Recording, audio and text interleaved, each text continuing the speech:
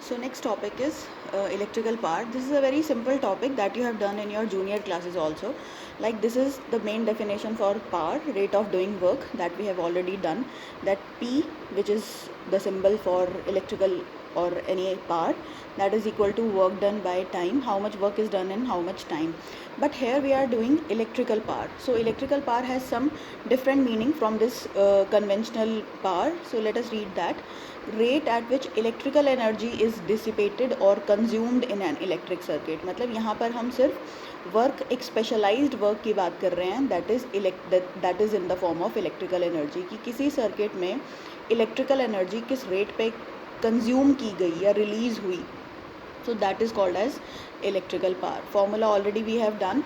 The three formula for heat we have discussed earlier. VIT, I square RT and V square by T, V square by RT. So power is W by T. So we have divided all the three things and we have got the three formulas for power itself.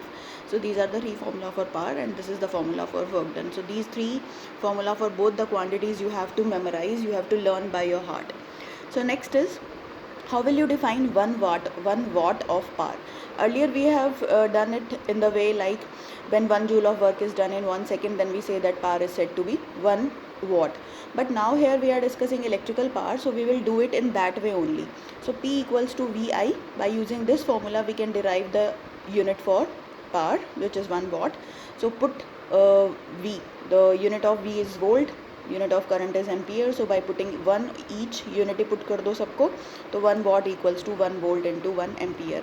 So power is said to be 1 watt when a device carries a current of 1 ampere and it is operated at a potential of 1 volt. Or other way around, you can say that the power of an electrical appliance is said to be 1 watt when it is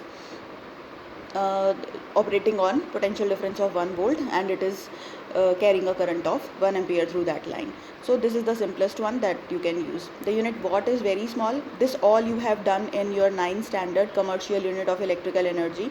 So you all have to do it of your own. Next, this is a simple numerical. You are given voltage and current and power can be calculated by using formula VI.